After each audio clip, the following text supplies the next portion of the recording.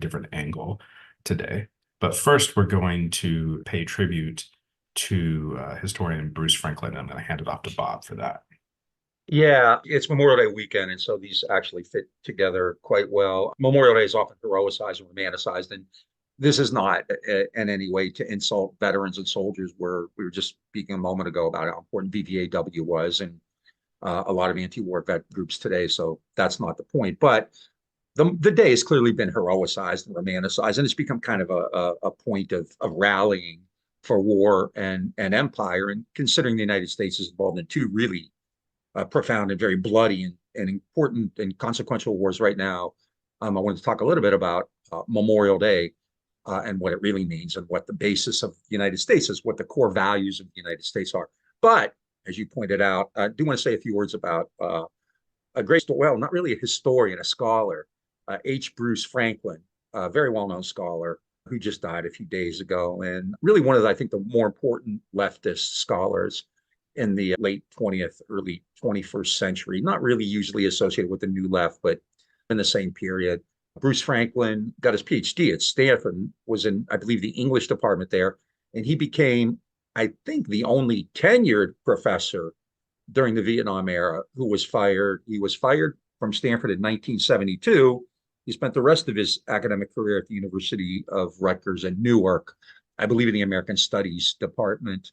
But he was fired, and this is really, I think, relevant right now because of what we're seeing on these campuses and how just what was it, a couple of days ago at Harvard, the Harvard Corporation told 13 graduating seniors that they would not be allowed. I don't know if they weren't allowed to just attend the thing or they pulled their degrees because of their protest against Harvard's investments in Israel.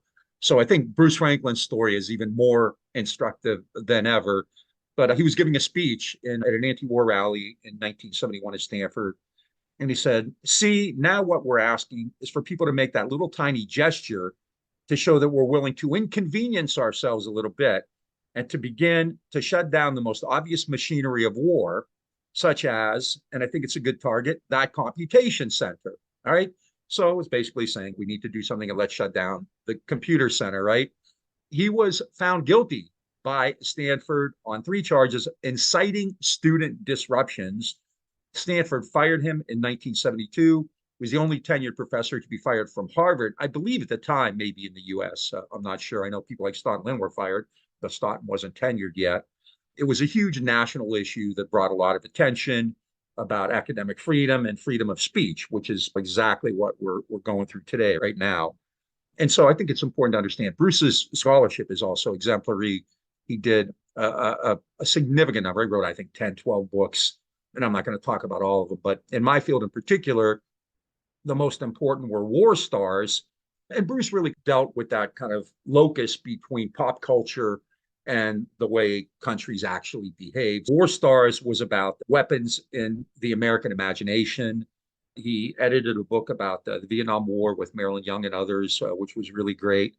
And for my purposes, a book that I used in class many times, which I think is just really, in a lot of ways, sorry about that, forgot to mute this. In my estimation, one of the better books I've ever read in taking a popular myth, which is what we're going to do after this, right? The myth of Memorial Day and America's wars abroad and things like that. He took part of popular myth and debunked it. And that's a book called MIA, or Myth Making in America, which was about the POW MIA myth, which was very potent back in the 70s and 80s and into the 90s, right?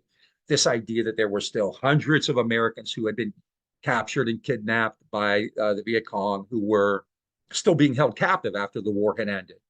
And Bruce systematically just destroyed that argument. It reminds me of books like Jerry Lemke's book on the spitting image, right? That's Mhm. being spat upon, right? And if he had done nothing but MIA, or Myth Making in America, he would have been worth remembering. But he obviously did so much more than that. His latest book was just a more generic history of the United States called Crash Course from the Good War to the Forever War, talked about terrorism, things like that. He was still active on social media not that long ago. Just a really great guy. He was also an environmentalist, I believe, wasn't he? He actually Yeah. did environmental work too, didn't he? And he did a book which actually led to legislation being passed in Congress. He wrote a book about the Menhaden fish, or the pogie, which Yeah. is a keystone species in the ocean. which is one of the things that sort of keeps the cycle of life going in the ocean because it feeds off of smaller organisms and is fed on by larger organisms. It's also something that's actually pretty critical in the sort of food chain of humans, which includes like fish oil, and it's used even in things like greasing of machines and things like that. It also led to the ending of whale fat being used for that, but instead the pogie is used for that too. And like you said, he's had very much like an interdisciplinary scholarly approach and was in many fields and had an impact in all of them. Didn't he write about science fiction too? And I think it's pop culture kind of stuff. Just a really He important. was a curator for a Star Trek exhibit at a science fiction Oh, museum. really? Yeah, Really? but also War Stars actually Yeah. dives into some of that sci-fi sort of Yeah. pop culture of Star Trek and Star Wars and Yeah, he did etc. a lot of that. He did a lot of that. Just a really great guy and certainly a life worth living. He lived to be 90. Just And he was even as recently as 2020, he was outspoken in support of like movements in the street. He yeah. said in 2020 during the George Floyd uprisings, many young people in this country and other places around the world realized that we're facing a collapsing system.